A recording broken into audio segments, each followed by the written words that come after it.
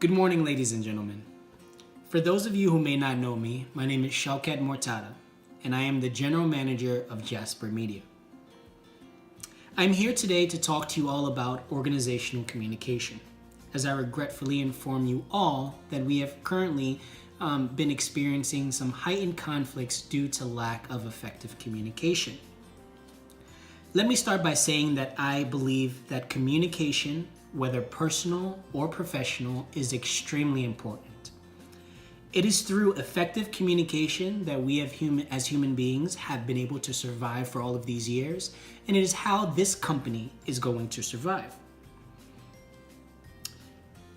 As David Conrad said in 2014, and I quote, "Communication is the lifeblood of an organization, and without it, things will not get done." I implore you all to speak with one another without hesitation.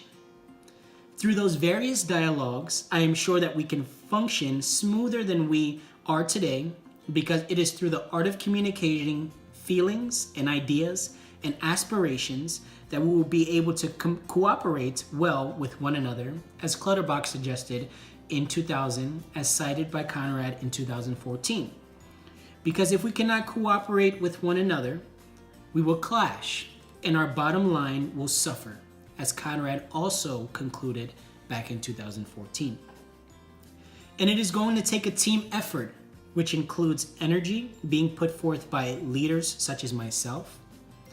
I do not want you all to look at me as your boss, but rather someone with whom you can talk to about issues before they escalate into bigger problems.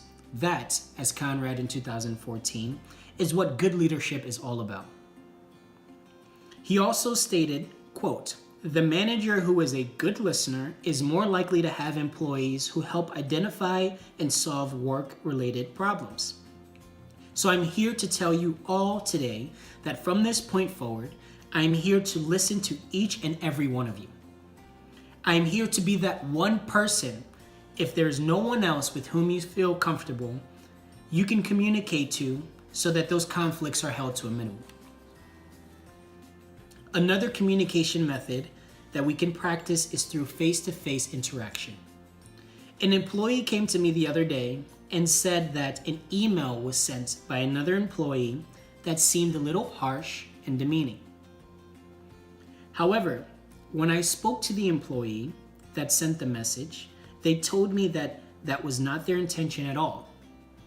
And it is because of that I believe that this conflict could have been avoided if either one of those employees would have walked over to the other and had a face-to-face interaction. As Mishra, Boynton, and Mishra stated in 2014, and I quote, "Face-to-face interaction provides visual and verbal clues that complete our understanding of the information being shared." The employee that came to me could have walked over to the other person who sent the email and kindly asked if everything was okay, as well as state how the email made them feel, instead of holding in emotions and then being unkind or unfriendly to the person who sent the misinterpreted email. Because as Shaney suggested in 1999, as cited by Mishra, Boynton, and Mishra, face-to-face communication is more reliable than written communication anyway. Not only can we benefit personally from practicing good communication methods, we can also help our organization as a whole. 3 researchers, Tucker, Mayer, and Westerman, also found in a study done back in 1996 that we can, quote, "enhance shared experiences among organizational members," end quote, and that will, quote, "yield internal strategic capabilities and better financial performance."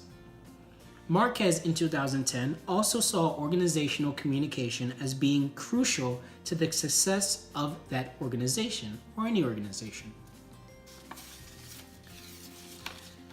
And so finally, I leave you with this. There was a study done by Zarembe in 2006 that was presented in an article by Marquez in 2010, which discussed what Zarembe considered the 5 existing criteria for successful organizational communication. I believe that these 5 criteria can also help us lower the conflict within our organization.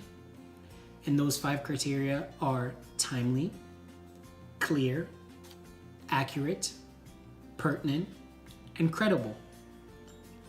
I believe that there is an issue that arises, that if there's an issue that arises, we must take care of it in a timely manner.